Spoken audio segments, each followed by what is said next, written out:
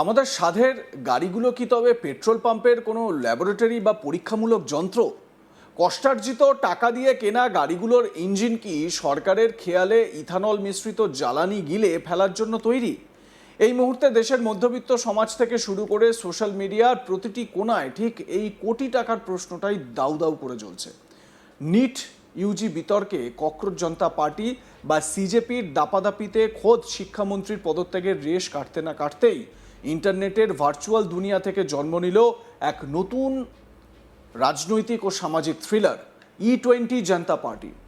কোনো ইভিএম বা ভোট বাক্সে লড়ার জন্য এটি কোনো রেজিস্টার্ড রাজনৈতিক দল নয়, বরং এটি হলো দেশের কোটি কোটি ক্ষুব্ধ গাড়ি চালকের এক সর্বাত্মক ডিজিটাল প্রেশার গ্রুপ বা নাগরিক আন্দোলন। পেট্রোলে 20% ইথানল মেশানোর সরকারি নীতির বিরুদ্ধে প্রতিবাদের ঝড় তুলে এই ভার্চুয়াল দল সোশ্যাল মিডিয়ায় পা রাখার মাত্র কয়েক ঘন্টার মধ্যে লক্ষ লক্ষ মানুষের সমর্থন কুড়িয়ে নিয়েছে। শুধু তাই নয়, ইথানল নীতির অস্বচ্ছতা ও সাধারণ মানুষের পকেটে টান পড়ার অভিযোগে খোদ কেন্দ্রীয় সড়ক পরিবহন মন্ত্রী নীতিন গডকরির পদত্যাগের দাবি পর্যন্ত তুলে বসেছে এই গোষ্ঠী। দেশের জ্বালানি নীতি থেকে শুরু করে মধ্যবিত্তের পকেট সব মিলিয়ে এই মুহূর্তে ভারতীয় রাজনীতির আকাশে এক নতুন ঝড়ের পূর্বাভাস দেখা দিয়েছে। Social media platform x handle এবং ইনস্টাগ্রামে অত্যন্ত দ্রুত গতিতে জনপ্রিয়তার শিখরে পৌঁছানো এই গোষ্ঠী নিজেদের কোনো রাজনৈতিক দল বলে স্বীকার করছে না। তাদের পরিষ্কার বক্তব্য, তারা হলেন দেশের সাধারণ গাড়ি চালক ও গ্রাহকদের কণ্ঠস্বর। দেশ জুড়ে যখন সরকার ধুমধাম করে E20 পেট্রোল চালুর কথা প্রচার করছে, তখন এই দলটির মূল এবং একমাত্র জোরালো দাবি হলো গ্রাহকদের সামনে 100% বিশুদ্ধ পেট্রোল, ইথানল মুক্ত পেট্রোল কেনারও বিকল্প বা অপশন থাকতে হবে।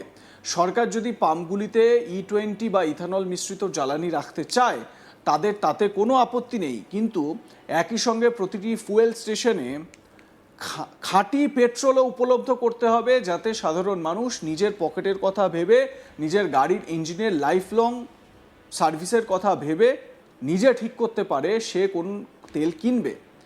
কোনো জবরদস্তি বা একপেশে নীতি গ্রাহকদের উপর চাপিয়ে দেওয়া চলবে না, এই স্লোগানকেই তারা তাদের মূল অস্ত্র করে তুলেছে। সামাজিক মাধ্যমে এই সংক্রান্ত একটি ভাইরাল পোস্টে অত্যন্ত শানিত ভাষায় লেখা হয়েছে, আমাদের গাড়িগুলি কোনো পরীক্ষামূলক যন্ত্র নয়, আমরা এগুলি আমাদের কষ্টার্জিত টাকায় কিনেছি এবং এর জন্য সমস্ত ট্যাক্স মিটিয়েছি।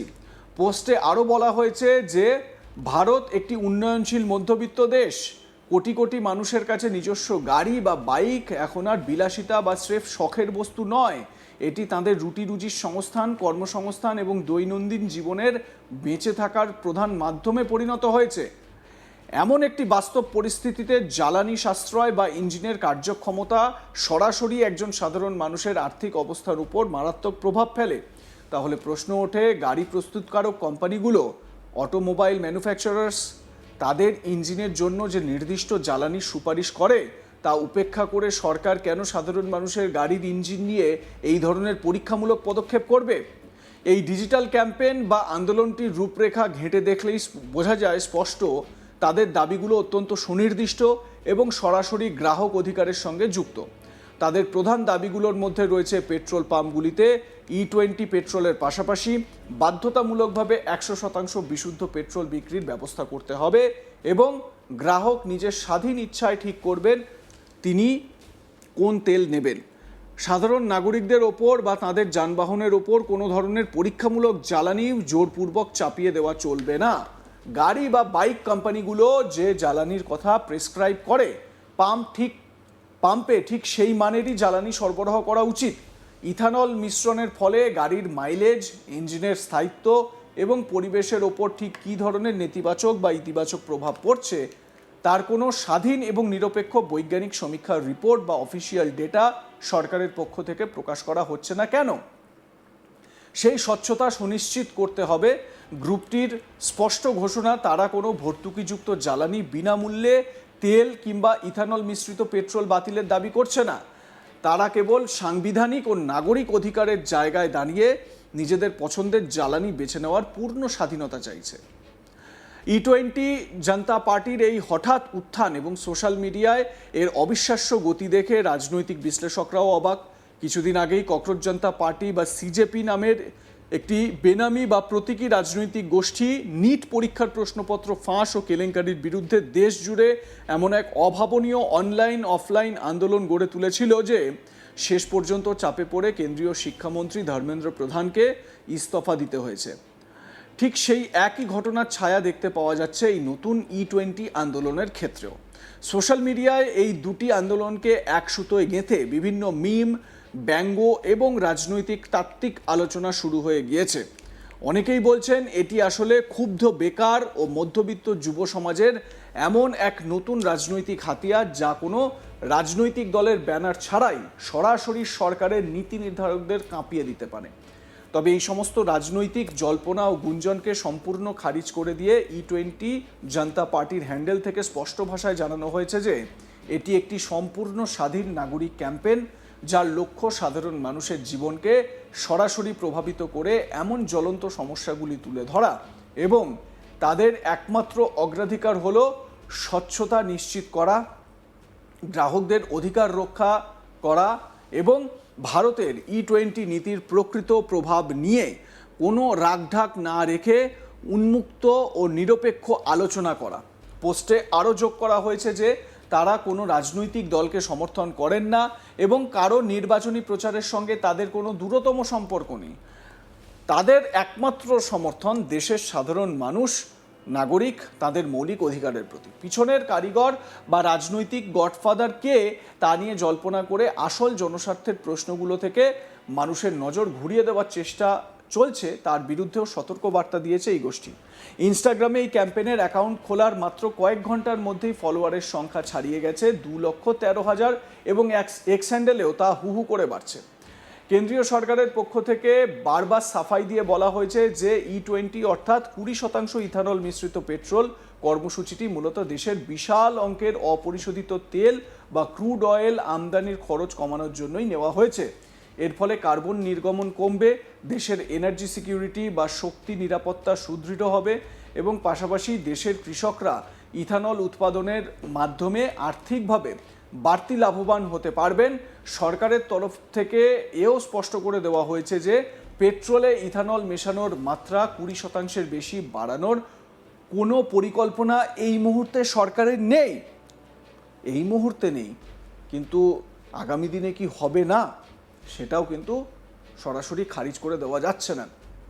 দেখুন, এ প্রসঙ্গে বলে রাখি, ভারতে তো এই মুহূর্তে ইথানল নিয়ে এত আলোচনা চলছে, এত তর্ক বিতর্ক চলছে, কিন্তু আমেরিকার মতন দেশ, উন্নত দেশ, ব্রাজিলের মতন দেশ, তারা কিন্তু অলরেডি এই ইথানলকে মানে কমার্শিয়ালি ইউজ করছে এবং তাদের যে ফুয়েল, সেই ফুয়েল হিসেবে ইথানল ব্যবহৃত হচ্ছে। তার মানে ভারত প্রথম নয়, ভারতের আগে এই দেশগুলো এটা করে ফেলেছে।